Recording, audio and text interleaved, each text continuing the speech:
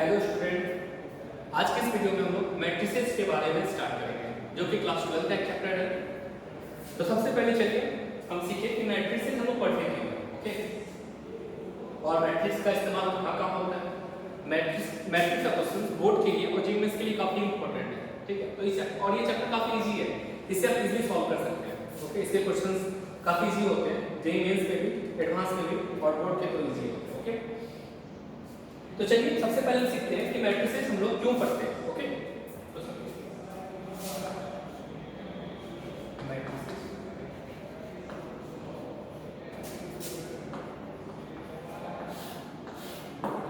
तो ये क्लास 12 का चैप्टर,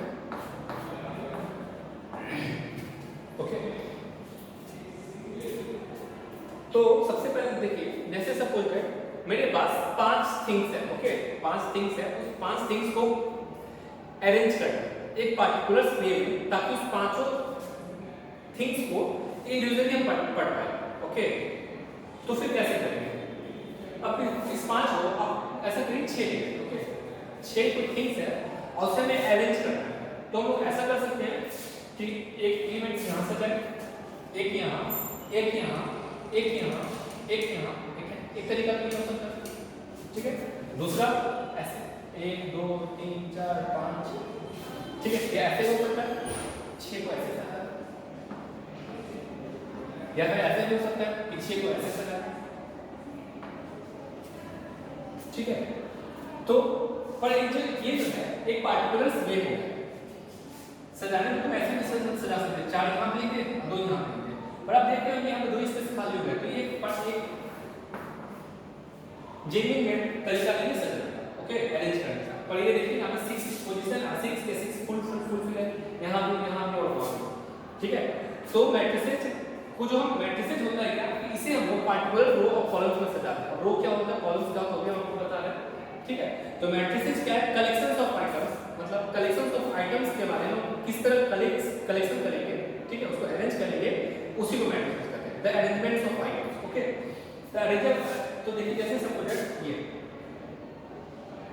ये जो लाइन है इसको हम रो बोलेंगे, ओके। ये है रो 1, ये है आपका रो 2, ये है आपका रो 3, ओके। रो 1, रो 2, रो 3, और ये जो लाइन होता है इसको बोलते हैं कॉलम। इसमें सिंपल से क्या है, कॉलम 1 कॉलम 2। यहाँ पे देखिए, यहाँ पे क्या था, 2 रो था, एक रो 1 रो 2, ओके। और यहाँ पे कॉलम कितना है, 3, और यहाँ पे एक कॉलम है और कितना हो गया, 1 2 3 4 5 6, सॉरी 1 2 3 4 5 6 3 सब लोग हैं। या फिर इसमें एक रो है और कॉलम्स कितना होगा, 6 रो, हो गया। तो मैट्रिसेस होता है क्या कि किसी भी थिंग्स को रो और कॉलम के फॉर्म में अरेंज करने का तरीका होता है, उसी को मैट्रिसेस कहते हैं, ओके। और इसमें किसी भी थिंग्स को हम लोग रो और कॉलम के मैन्यू में तो सजाएंगे, साथ में एक ब्रैकेट यूज करते हैं। जैसे सपोज आपके पास 6 डाटा है, 2 4 5 6 7 और 8, ठीक है। अब इसे आपको मैट्रिसेस के फॉर्म में अरेंज करना है। तो हम लोग कैसे हो सकता है, पहला तरीका ये हो सकता है, मान ले उस मैट्रिसेस का नाम ए दे देते हैं, तो मैट्रिसेस हो जाएगा 2 4 5 6 7 8, एक तरीका ये हो सकता है। दूसरा तरीका क्या हो सकता है, 2 4 5 6, ठीक है, 2 4 5 6 7 8, या फिर एक तरीका ऐसा हो सकता है कि हम सारे कैलकुलेशन लिखें 2 4 5 6 8 और सॉरी 6 7। तो ये डिफरेंट मेथड्स हो गए अरेंज करने का, ठीक है। तो हम लोग इस चैप्टर में इसी अरेंजमेंट्स के तरीका, तो इसी अरेंजमेंट के बारे में पढ़ेंगे, ओके। तो चलिए, तो मैट्रिसेस के डेफिनेशन में हम बात करते हैं।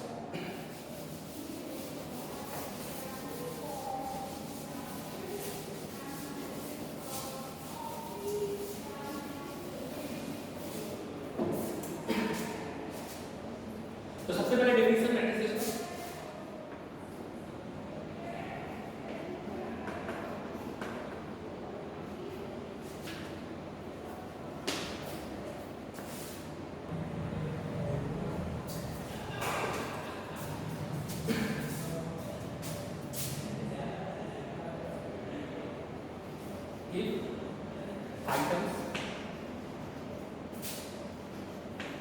are arranged in the form of row and column. Okay, within big bracket,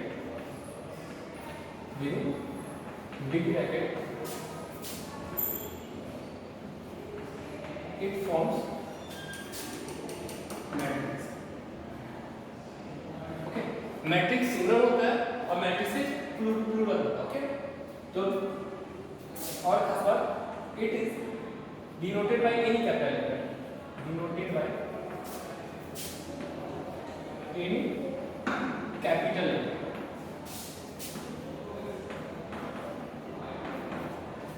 okay, तो किसी भी मैट्रिक्स को रिप्रेजेंट करने के लिए हम लोग किसी भी लेटर का यूज कर सकते हैं, बट कैपिटल लेटर. ओके, तो मान लीजिए एक से एक मैट्रिक्स है ए जिसमें एलिमेंट कुछ इस प्रकार है 2 1 3. ठीक है, तो ये आपका एक मैट्रिक्स हो गया. दूसरा एग्जांपल ये ले सकते हैं 1 2 3. ओके, तीसरा मैट्रिक्स इस प्रकार दे सकते हैं 2 1 3 5 1. तो ये सारे आपके मैट्रिक्स के एग्जांपल होगा. ओके, और आप देख रहे होंगे इस मैट्रिक्स में दो लाइन, एक लाइन ऐसे प्रोजेक्ट, इसको रो बोलते हैं. तो रो का definition horizontal line is called row, horizontal line are called row. Okay, और कॉलम का होता है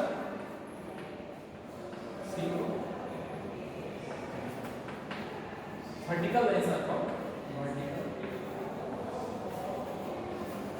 column.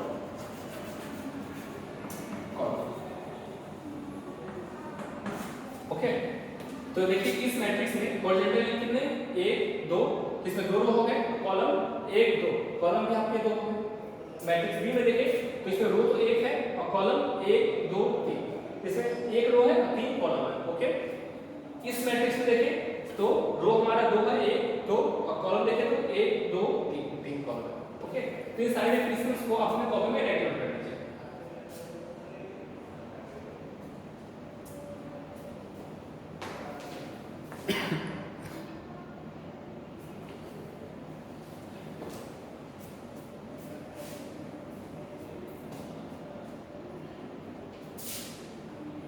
ओके, इसके बाद हम बात है ऑर्डर ऑफ मैट्रिक्स.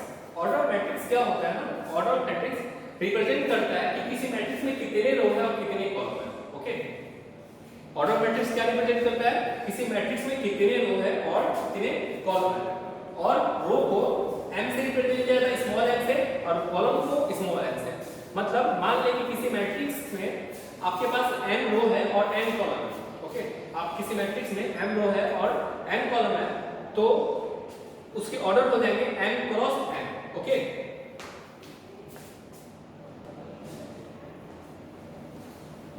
तो ऑर्डर ऑफ मैट्रिक्स क्या हो जाता है, number of row into number of column. तो चलिए लिखते हैं order of matrix. Okay, order matrix represent क्या करता है कि उसमें कितने रो है और कितने कॉलम है. तो लिखते हैं ये a matrix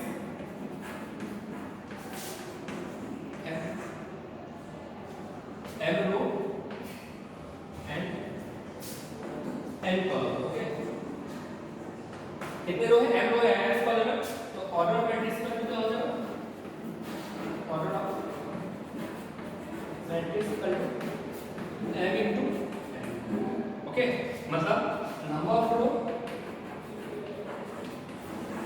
into number of column.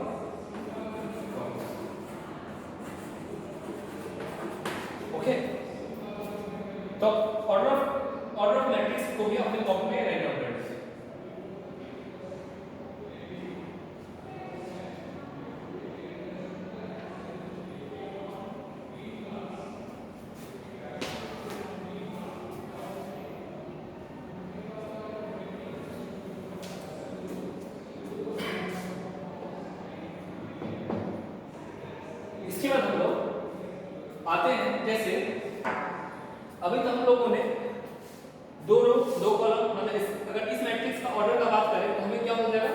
2 cross 2 cross 2, मतलब 2 रो है और 2 कॉलम।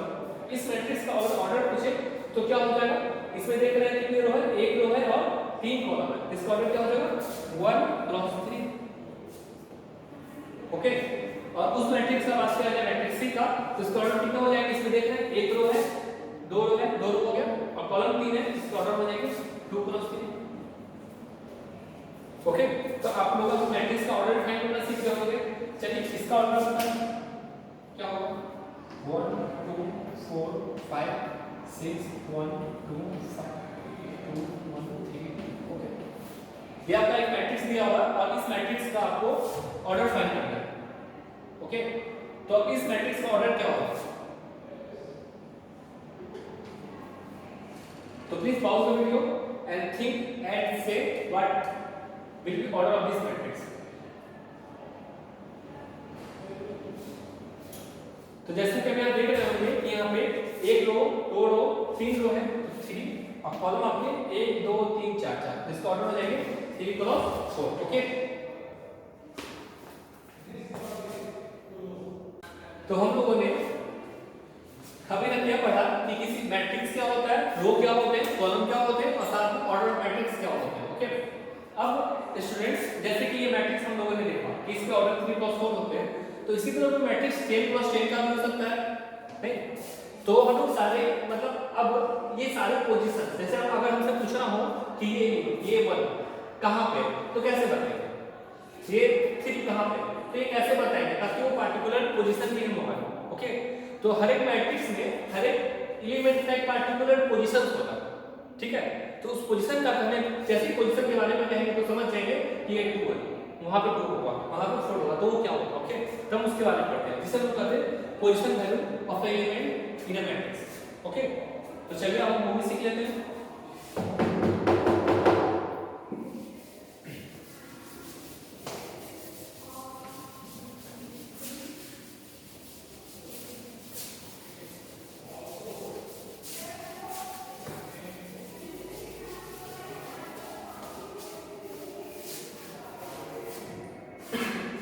अगला पॉइंट हमारा है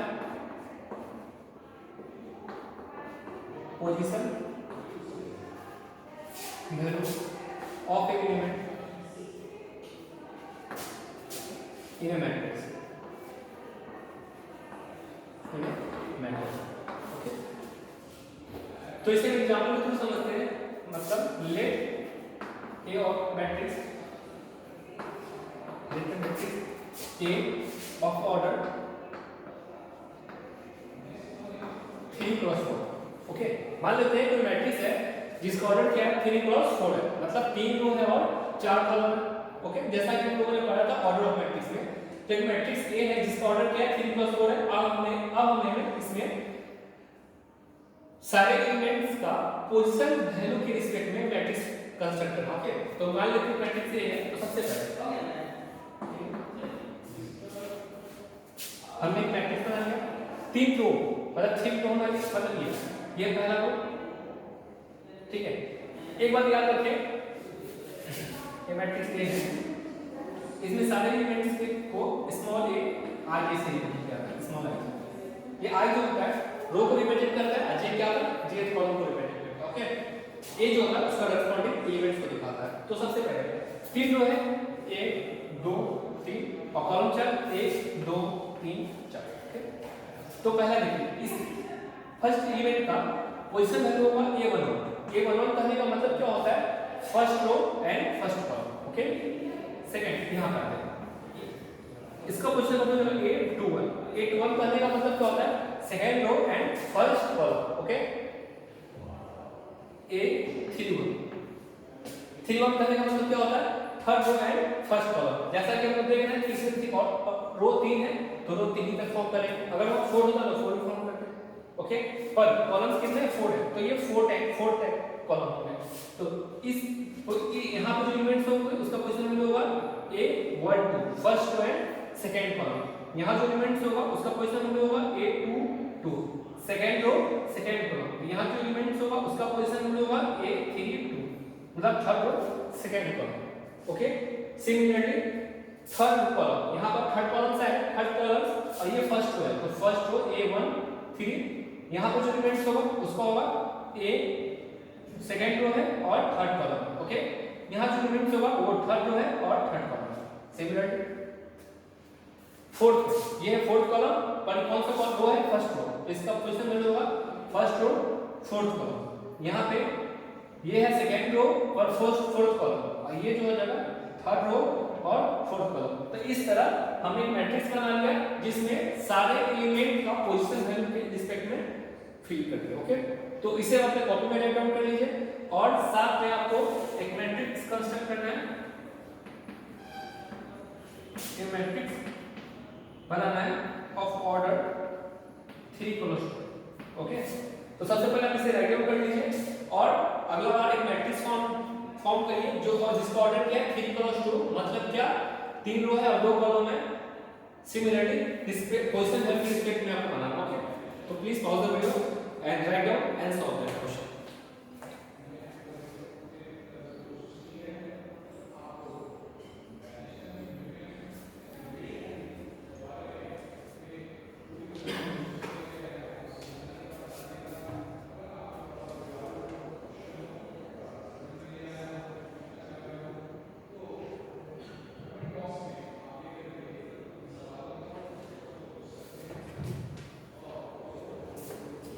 आई होप आप लोगों ने इसे बना लिया होगा। तो चलिए हमारा मैट्रिक्स हो जाएगा ए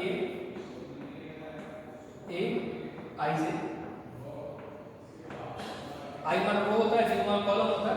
तो क्वेश्चन में 3 रो 2 कॉलम क्या होगा? तो हमारा मैट्रिक्स क्या हो जाएगा? 3 रो मतलब A11 A21 A31, first row second row third row, पर कॉलम 2 ही है तो ये मान हो जाएगा A12 first row second column, A22 second row second column, ये हो जाएगा A32 third row second column, okay. तो इस पर काम कीजिए, इसे अपनी कॉपी में राइट डाउन कर लीजिए।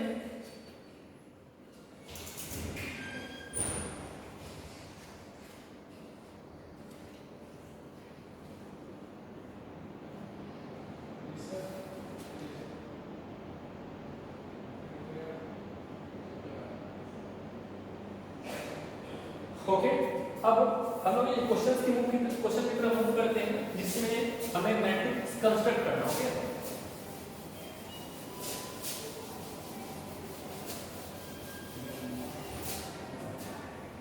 क्वेश्चन कुछ इस प्रकार है,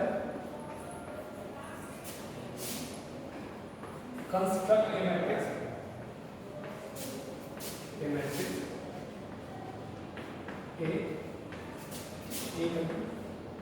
ए आई से 3 क्रॉस 3, ओके। मतलब एक मैट्रिक्स में कंस्ट्रक्ट करना है, इसका ऑर्डर कितना है? 3 क्रॉस 3 है, कुछ एलिमेंट्स जिसके एलिमेंट्स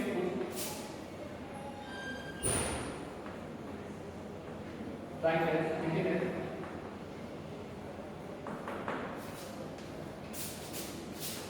ए आई जे कर दो I into j plus k, okay. तो चलिए हम देखते हैं कि इस क्वेश्चन को कैसे सॉल्व करते हैं, ओके। तो सबसे पहले हमें एक मैट्रिक्स बना लेते हैं। मैट्रिक्स ये 3 क्रॉस 3, ओके। तो हमें यहाँ जाएगा A11 A12 A13, दूसरा A21 A22 A23, ये हो जाएगा A31 A32 A33, okay.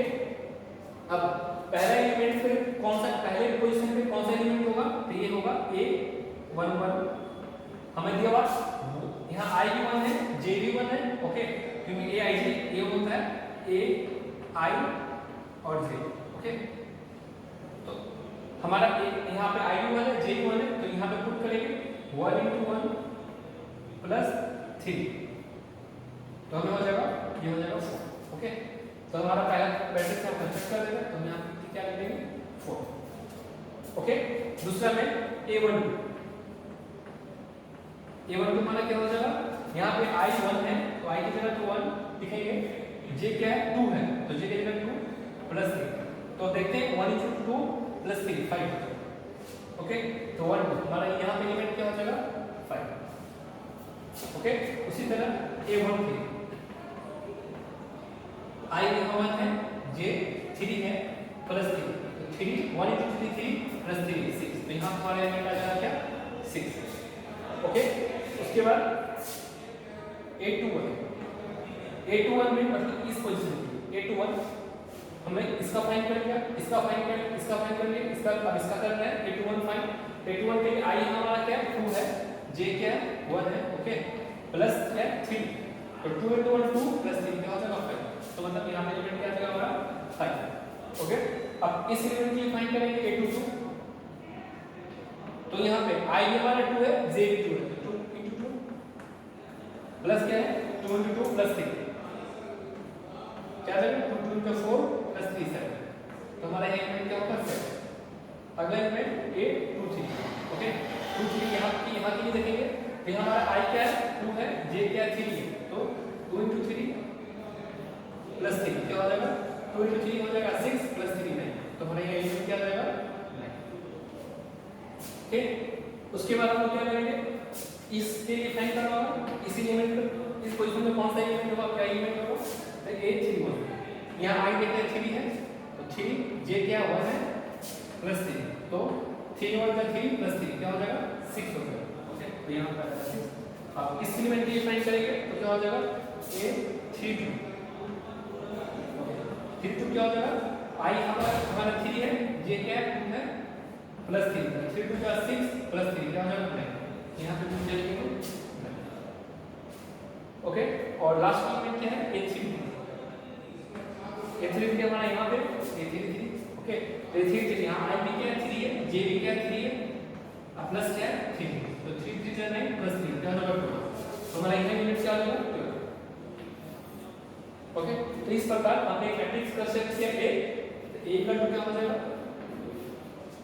4 5 6 4 5 6 column wise 5 7 9, okay, 6 9 12, this is required, this is required। Okay, तो इस तरह हम लोगों ने जो मैट्रिक्स हमें फाइंड करना था हम लोगों ने मैट्रिक्स फाइंड कर लिया। आई होप आप लोगों को ये समझ में आ गया होगा, तो please pause the video and right in your notebook.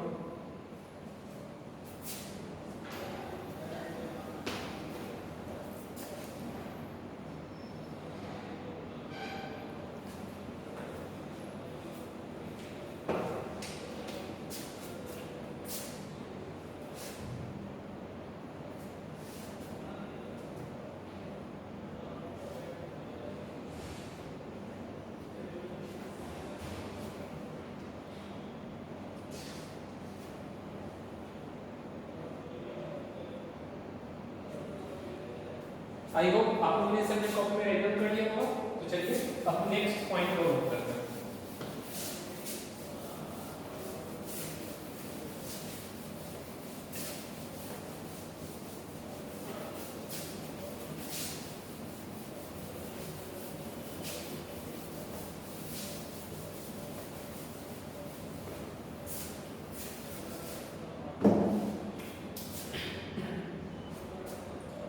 तो सबसे पहले हम लोग ये देखते हैं कि सपोज दैट आपको एक मैट्रिक्स दिया हुआ है m क्रॉस n, ओके, कोई मैट्रिक्स दिया हुआ है m क्रॉस n और आपसे पूछे कि उसमें टोटल नंबर ऑफ एलिमेंट्स कितने होंगे, तो हम सिंपल बना सकते हैं क्या m into n, मतलब एक मैट्रिक्स है जिसमें ऑर्डर क्या है, उसका ऑर्डर 2 क्रॉस 3 है, ओके, ऑर्डर क्या है 2 cross 3,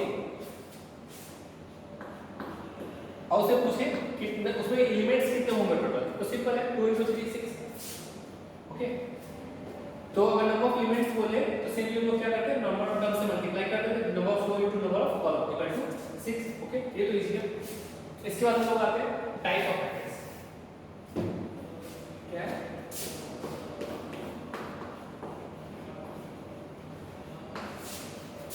type of matrix, okay, type of matrices क्या होता है। तो सबसे पहले आते हैं टाइप ऑफ मैट्रिसेस में हमारा होता है रो मैट्रिक्स,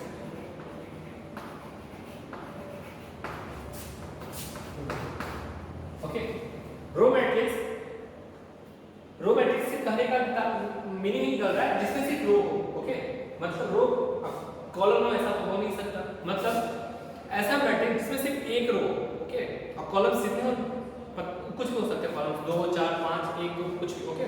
तो ऐसा मैट्रिक्स जिसमें सिर्फ एक रो हो और कॉलम्स कितने भी हो, ठीक है, तो उसे मैट्रिक्स को हम लोग बोलेंगे क्या, वो मैट्रिक्स है, रो मैट्रिक्स है। तो लिख लेते हैं ये मैट्रिक्स है single row R1 row matrix, okay.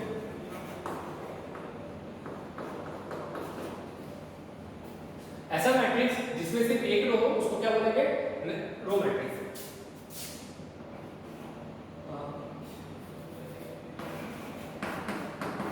It is denoted bye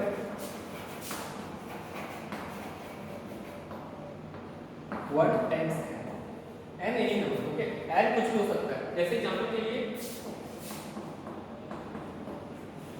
1 2 5, यहां हम लोग देख रहे हैं कि यहाँ पे रो तो एक है, कॉलम कितना होगा 3, तो ये जो मैट्रिक्स है रो मैट्रिक्स, ओके।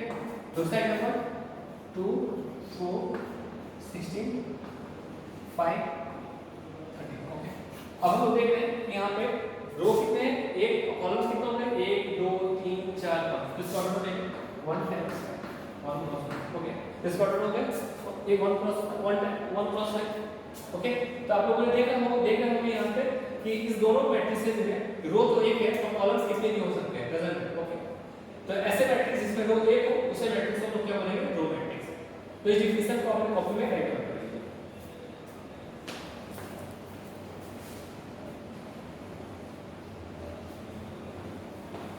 अब हम लोग आते हैं कॉलम मैट्रिक्स।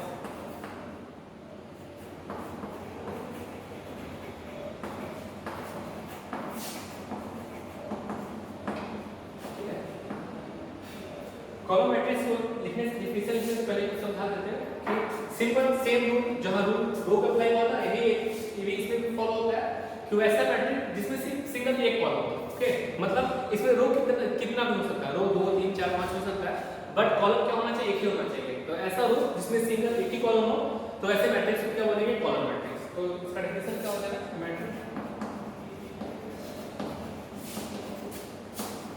हैविंग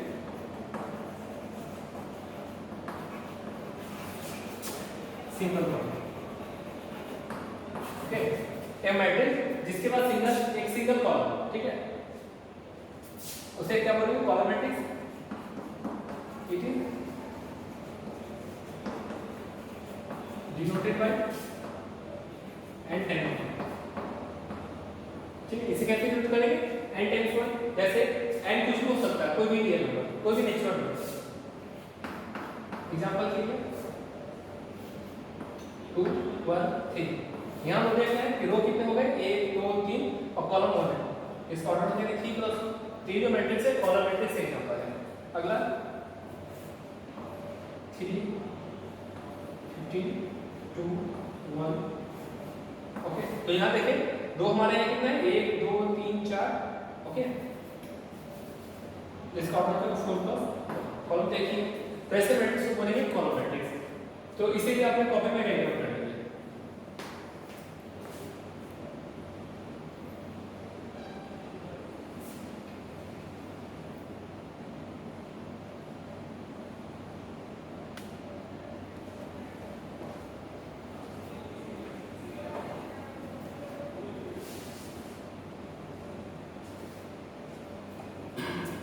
इसके बाद हम लोग आते हैं नेक्स्ट टाइप पे।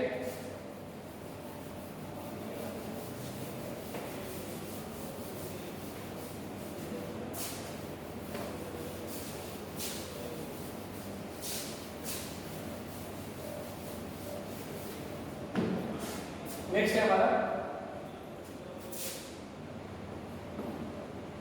3 स्क्वायर मैट्रिक्स, स्क्वायर। अच्छा, इसके नाम से क्लियर हुआ स्क्वायर, जैसे हम लोगों ने क्लास 8 9 10 में पढ़ा था स्क्वायर एंड रेक्टेंगल, ओके। तो स्क्वायर में क्या होता था कि उसमें ऑल साइड्स आर इक्वल, मतलब लेंथ और ब्रेथ जो होता था वो इक्वल होता था, ठीक है। तो यहाँ जो स्क्वायर मैट्रिक्स है, यहाँ स्क्वायर मैट्रिक्स जो रो होगा, मतलब इसमें हम लोग अगर मैट्रिक्स के टर्म में बात करें तो इसमें तो बस रो और कॉलम होता है, ओके। तो उस स्क्वायर से इस रो स्क्वायर मैट्रिक्स में अगर इंटररिलेट करने की कोशिश करें तो देखते हैं कि स्क्वायर में लेंथ और ब्रेड्थ बराबर होता था, L इक्वल टू B होता था, और यहाँ पे क्या होगा, यहाँ तो सिर्फ रो और कॉलम होता है, तो यहाँ पे रो और कॉलम भी इक्वल हो जाएंगे, ओके। तो स्क्वायर मैट्रिक्स का डिफिनेशन में हम क्या बोल पाएंगे, ऐसा मैट्रिक्स जिसमें रो और कॉलम इक्वल हो उसे क्या बोलेंगे, स्क्वायर मैट्रिक्स, ओके। तो एक स्क्वायर मैट्रिक्स का क्या होगा, इसका डिफिनेशन लिख लेते हैं, ए मैट्रिक्स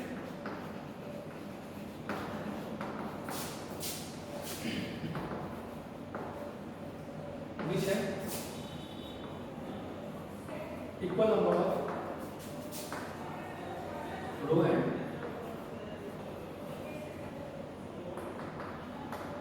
ओके, मतलब ऐसा मैट्रिक्स जिसमें रो और कॉलम क्या बराबर हो उसे क्या बोलेंगे, इक्वल मैट्रिक्स।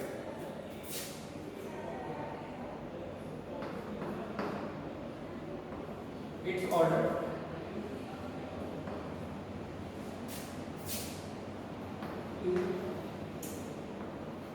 डिनोटेड बाय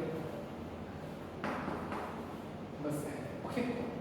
जैसे पहले जो मैट्रिक्स होता था उसमें हम लोग क्या बोलते थे कि अगर ऑर्डर रिप्रेजेंट करना होता था तो 2 क्रॉस 3 3 क्रॉस 5 मतलब n क्रॉस n के फॉर्म में दिखाते थे। पर ऐसा मैट्रिक्स जहां पे दोनों बराबर हो जाए, रो और कॉलम बराबर हो जाए, उसे उस कंडीशन में हम बोल सकते हैं ऑर्डर है, ओके। तो स्क्वायर मैट्रिक्स ऑफ ऑर्डर 3 मतलब क्या होगा, 3 रो है और कॉलम 3 कॉलम, ओके। तो जहां पर लिखा हो ऐसा कुछ क्वेश्चन आप आगे देखिएगा कि जहां पे दिया हो कि ऐसा फॉर्म मैट्रिक्स ऑफ ऑर्डर 3 1 3 दिया हो तो समझ जाना इसमें 3 रो है और 3 कॉलम है, और वो किस मैट्रिक्स का टाइप स्क्वायर मैट्रिक्स है, ओके। और एग्जांपल में देखिए जैसे 1 2 3, ओके। ये हो गया हमारा 2 रो है और 2 कॉलम, ओके। इसे सिंपली ऑर्डर 2 भी लिख सकते हो, ओके। एक मैट्रिक्स है 3 1 2 2 1 3 1 0, यहाँ देखिए ऑर्डर 3 क्रॉस 3, या फिर एक मैट्रिक्स 1 ही लेते हैं, यहाँ पे 1 रो है और 1 कॉलम, तो ये स्क्वायर मैट्रिक्स होगा, ओके। तो ये मैट्रिक्स सारे मैट्रिक्स स्क्वायर मैट्रिक्स एग्जांपल है, ये 4 क्रॉस 4 भी हो सकते हैं, 5 क्रॉस 5 भी हो सकते हैं, ओके। तो इसे अपनी कॉपी में राइट कर सकते हैं।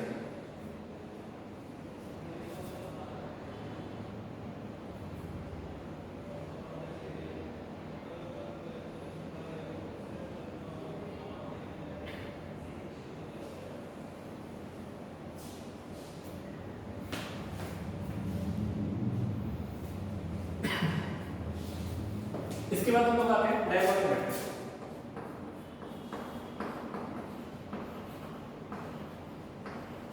डायगोनल अच्छा, डायगोनल मैट्रिक्स जैसा कि हम लोगों ने स्क्वायर में पढ़ा था डायगोनल, ठीक है। एक स्क्वायर होता है, ये स्क्वायर में डायगोनल आपका क्या होता है, ये डायगोनल और ये होता है, ठीक है। तो डायगोनल मैट्रिक्स कहने का क्या तात्पर्य हो सकता है, क्या मीनिंग हो सकता है, ओके। तो जैसे ये मैट्रिक्स है स्क्वायर मैट्रिक्स, तो ये जो टर्म होते हैं, ये जो टर्म होते हैं इसी को बोलते हैं डायगोनल, ये है हमारा प्रिंसिपल डायगोनल, ओके। और ये जो डायगोनल होता है इसको बोलते हैं सेकेंडरी डायगोनल, ठीक है। तो डायगोनल मैट्रिक्स में मैट्रिक्स के केस में हम लोग इसके प्रिंसिपल डायगोनल का यूज करते हैं, ओके, सेकेंडरी डायगोनल का यूज नहीं करते। तो ध्यान रखना है, हम लोग जनरली कौन सा डायगोनल का यूज करेंगे, प्रिंसिपल डायगोनल, ऐसा ओके। तो डायगोनल मैट्रिक्स को डिफाइन इसके टर्म में कैसे इंटरप्रेट कर सकते हैं, डायगोनल मैट्रिक्स को डायगोनल के टर्म में, ओके। तो ऐसा मैट्रिक्स जिसके सिर्फ डायगोनल एलिमेंट्स नॉन जीरो हो, बाकी सारे एलिमेंट जीरो हो, वैसे मैट्रिक्स को हम लोग क्या बोलेंगे, डायगोनल मैट्रिक्स, ठीक है। मतलब अब कोई भी और डायगोनल मैट्रिक्स होता है वो स्क्वायर मैट्रिक्स ही होता है, ठीक है। तो ऐसा एक मतलब डायगोनल मैट्रिक्स स्क्वायर मैट्रिक्स का नहीं होता डायगोनल, क्योंकि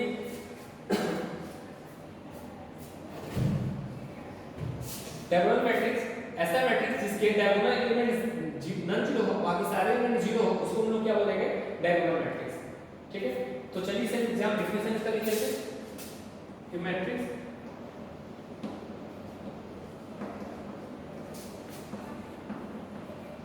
whose diagonal elements are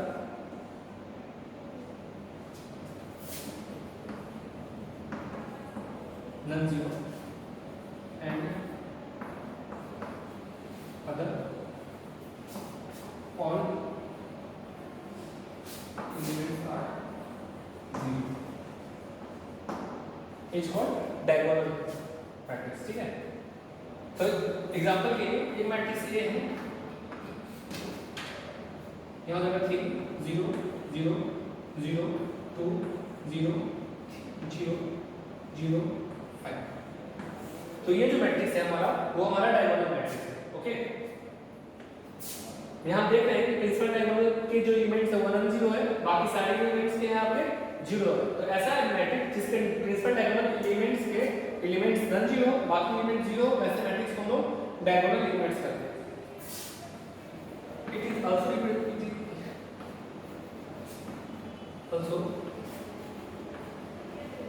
represented by DIAG। ठीक है, डायगोनल DIAG, और जो डायगोनल एलिमेंट्स वो डायगोनल कर रहे हैं 2। ओके, तो DIAG 3 to 5 लिखने का मतलब क्या होता है, डायगोनल मैट्रिक्स A है। ओके, तो इसे भी अपनी कॉपी में राइट आउट कर लीजिए।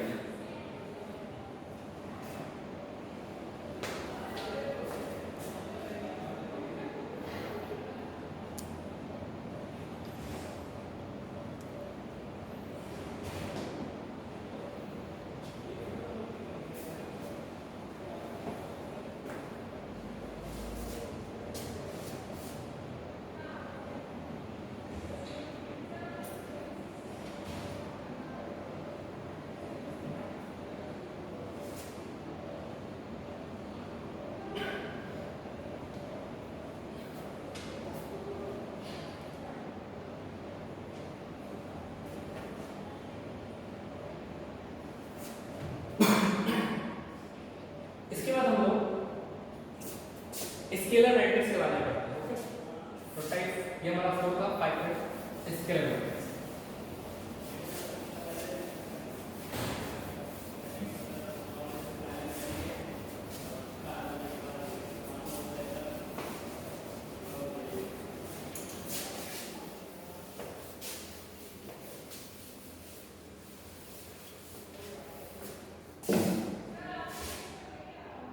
Scalar matrix type 5।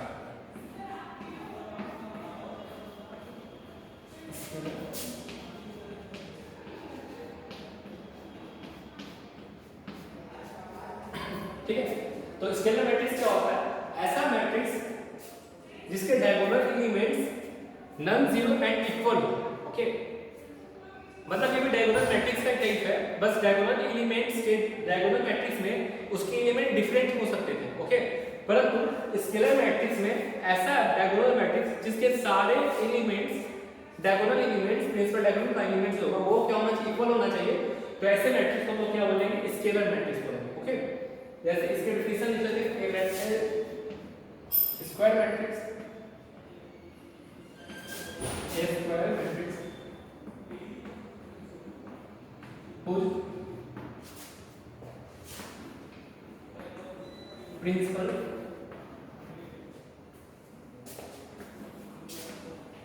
diagonal elements are non-zero and equal। मतलब जीरो नहीं होना चाहिए और क्या होना चाहिए, इक्वल होना चाहिए।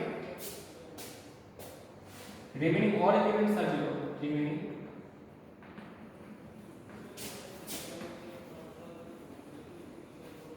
all elements are zero।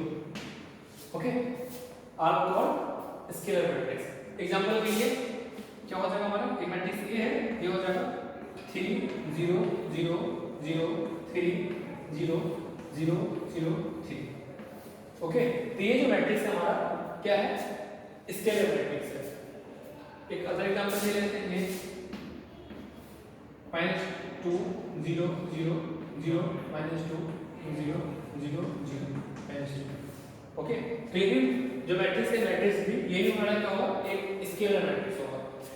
तो इसे अपनी कॉपी में राइट डाउन कर दीजिए।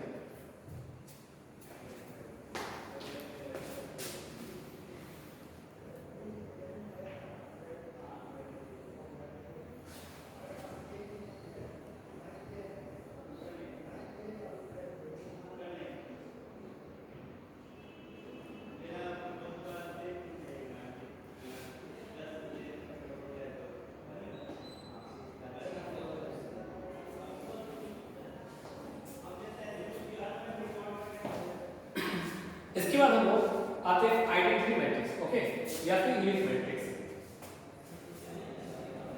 6 इसे हम लोग बोल सकते हैं आइडेंटिटी मैट्रिक्स या फिर unit matrix.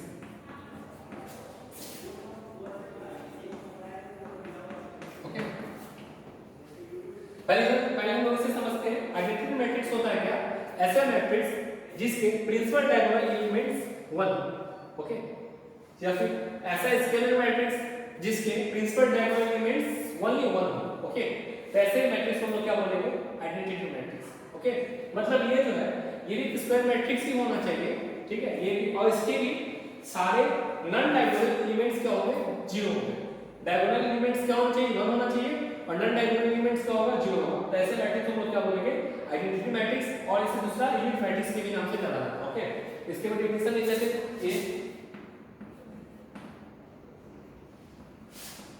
Square matrix whose principal diagonal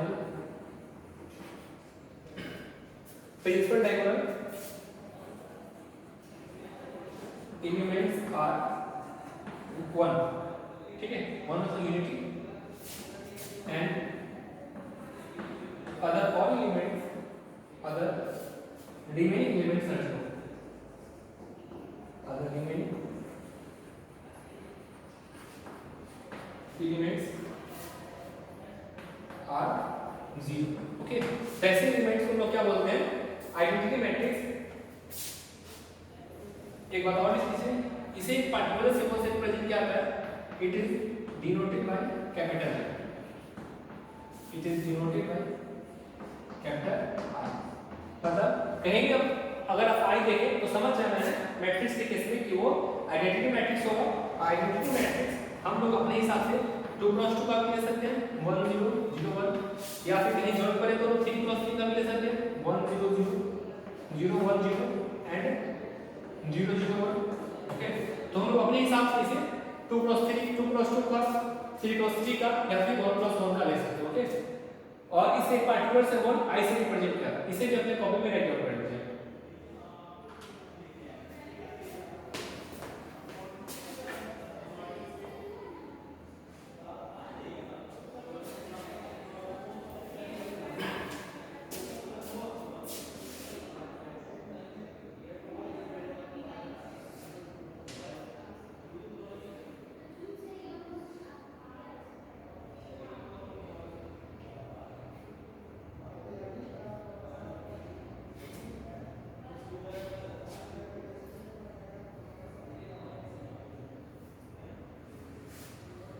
आई होप आप लोगों ने इसे अपने कॉपी में राइट डाउन कर लिया होगा। अब हम इसके अगले टाइप पे आते हैं।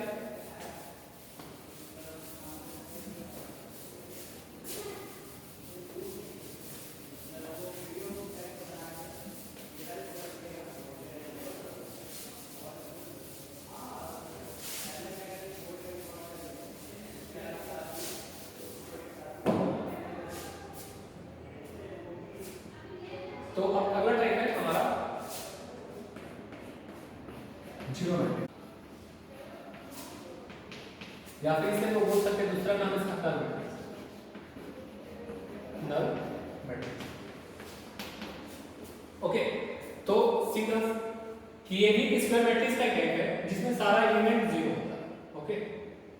तो इसका प्रोडक्ट क्या हो सकता है? 2x2 3x3 4x4 एनीथिंग, ठीक है। तो पर उसके सारे एलिमेंट्स किससे ऑक्युपाइड होना चाहिए? 0 से ऑक्युपाइड होना चाहिए। तो क्या होगा? A matrix, sorry, square matrix, a square matrix whose all elements are 0, ठीक। ऐसा स्क्वायर मैट्रिक्स जिसके सारा एलिमेंट्स 0 हो वैसे मैट्रिक्स को लोग क्या बोलेंगे? जीरो मैट्रिक्स, और it is denoted by capital, okay. याद रखना इसे कैसे रिप्रेजेंट किया जाता है? कैपिटल ओ से रिप्रेजेंट किया जाता है स्क्वायर मैट्रिक्स को। एग्जांपल के लिए 0 0 0 0, यहाँ पर 2 क्रॉस 2 का स्क्वायर मैट्रिक्स है, यहाँ पे 0 0 0 0 0 0 0 0 0, यहाँ पर 3 क्रॉस 3 का स्क्वायर मैट्रिक्स है। तो ये जो मैट्रिक्स है ये आपका जीरो मैट्रिक्स का एग्जांपल है, इसे भी अपनी कॉपी में राइट आउट करेंगे।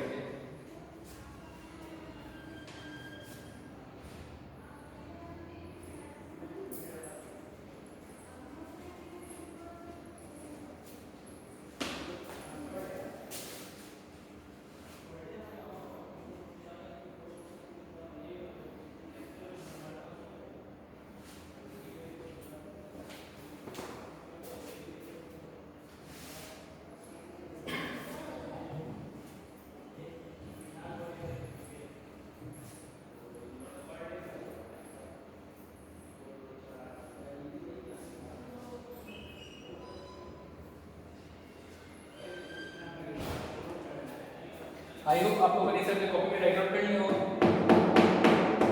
इसके बाद हम लोग अगले पॉइंट पे आते हैं।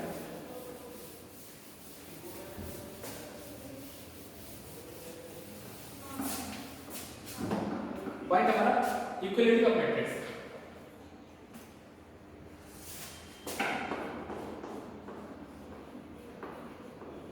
इक्वलिटी ऑफ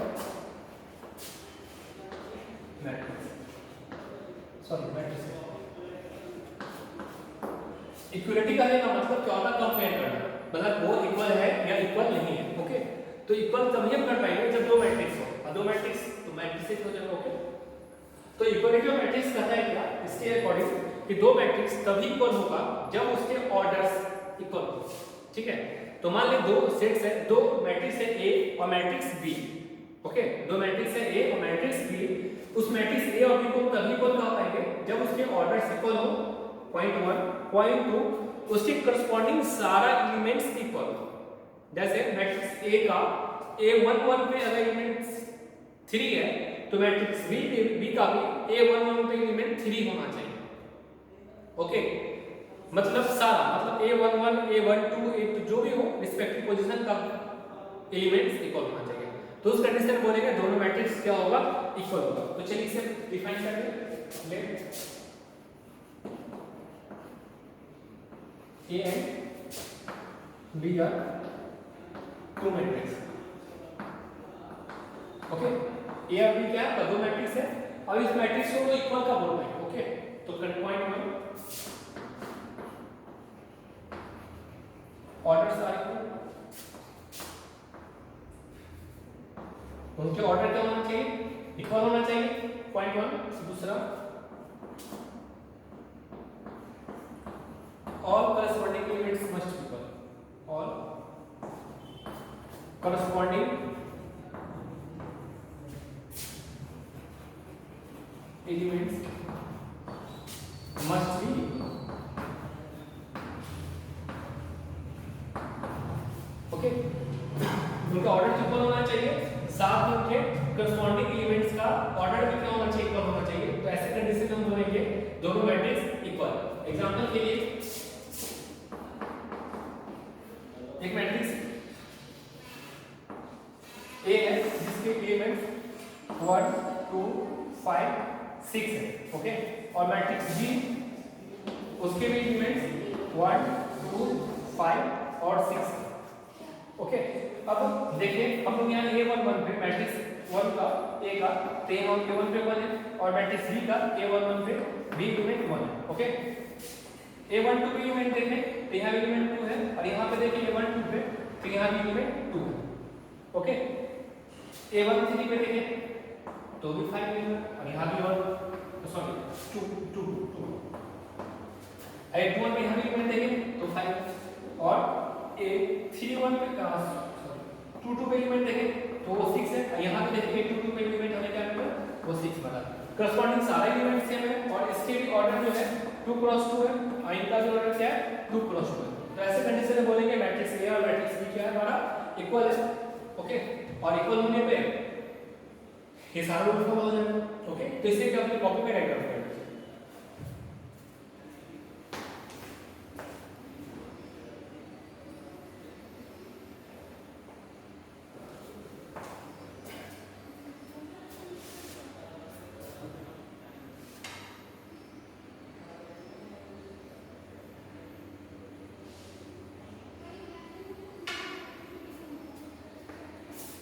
तो चलिए अब हम एक एग्जांपल को देखते हैं।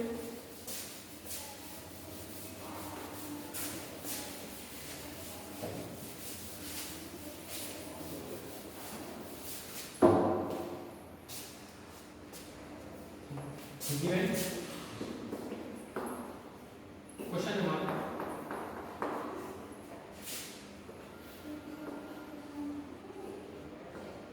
x plus y 3 2 x square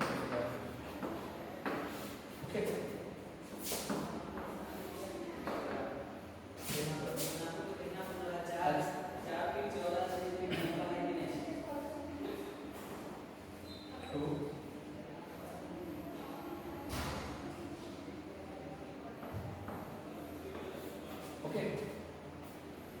हमें दिया गया दो इक्वल मैट्रिक्स है x plus y 3 2 x square plus y square जो कि 5 x 2 और 13 के बराबर है, इक्वल है। Okay, then find the value of x है, then find value of x है 1। ओके, तो please pause the video and try to solve it.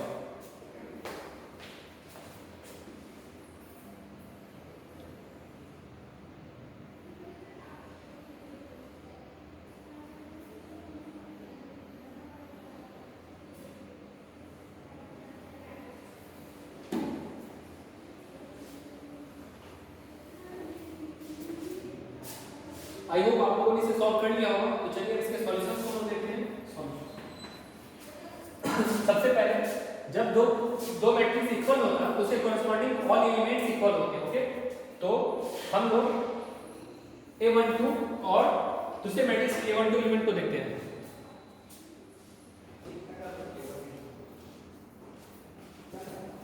तो हम लोग देखते हैं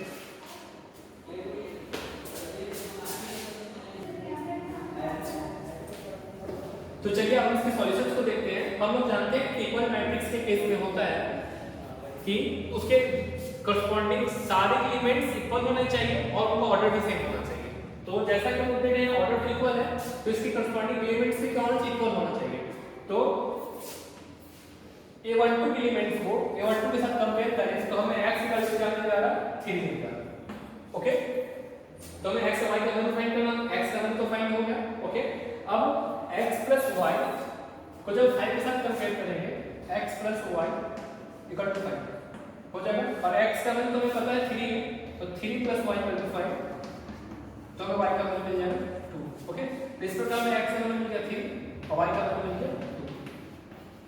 ओके, तो अब इसे हम कॉपी में रेकॉर्ड कर लेंगे।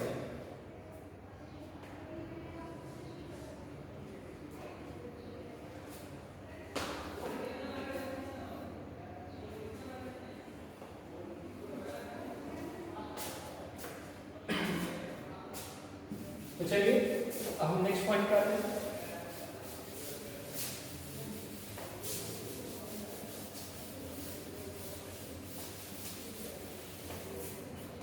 अगला पॉइंट हमारा है अपर ट्रायंगुलर मैट्रिक्स। अपर ट्रायंगुलर मैट्रिक्स,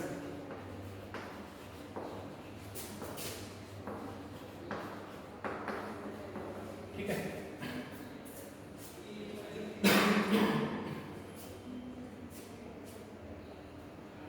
ठीक है, तो अपर ट्रायंगुलर कहने का मैट्रिक्स होता है कि ट्रायंगल एक ऐसा स्क्वायर मैट्रिक्स, ठीक है, एक ऐसा स्क्वायर मैट्रिक्स जिसमें एक ट्रायंगल का फॉर्म है बाकी एलिमेंट जीरो। अब इसका ट्रायंगल फॉर्म कैसे होगा समझिए, एक एग्जांपल देखो ऐसे ही 2 3 1 0 5 6 0 0। ओके, तो हम यहाँ पे देख रहे हैं ये जो राइट पोर्शन है ये डायगोनल के ऊपर ये एक ट्रायंगल फॉर्म कर रहा है, उसके नीचे सारे एलिमेंट्स जीरो है। ओके, तो ऐसे कर जब ट्रायंगल हो तो ऐसे मैट्रिक्स को बोलेंगे अपर ट्रायंगल मैट्रिक्स। ओके, ऐसा मैट्रिक्स जिसके अपर ट्रायंगल अपर एक ट्रायंगल फॉर्म करे बाकी एलिमेंट्स जीरो हो तो ऐसे ट्रायंगल को बोलेंगे अपर ट्रायंगल मैट्रिक्स। ओके, इसकी डेफिनेशन हो जाएगा a square matrix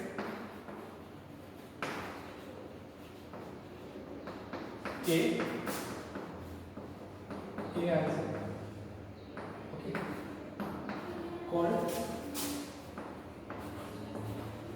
upper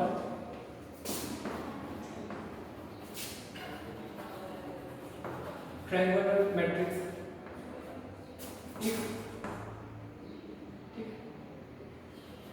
Aij equal to 0 for all I greater than 0, okay. मतलब अगर I greater than 0 होगा तो Aij equal to 0 हो जाएगा, ओके। तो ऐसे ट्रायंगल जब हो तो ऐसे मैट्रिक्स को बोलेंगे अपर ट्रायंगुलर मैट्रिक्स। जैसे एग्जांपल के लिए यहाँ पे देखते हैं, यहाँ के लिए इसका पोजीशन वैल्यू हो जाएगा 821, ओके, 821 हो जाएगा इसका पोजीशन वैल्यू। तो 821 का एलिमेंट्स यहाँ पे 2 बड़ा है तो 81 जब 2 वाला तो 0 आ जाएगा। यहाँ पे देखते हैं 822 पे नन 0 है, ओके। यहाँ देखें तो यहाँ क्या आ रहा है 2 3, मतलब 2 छोटा है 3 से, तो यहाँ पे नन 0, और जहाँ पे I greater than 0 होगा, ओके, वहाँ पे Aij क्या हो जाएगा 0। तो ऐसे कंडीशन से जो बनेंगे तो वो अपर ट्रायंगुलर मैट्रिक्स फॉर्म करेगा। दूसरा होता है lower triangular matrix, lower triangular matrix, ठीक है। इसका हो जाएगा division A square matrix A Aij called lower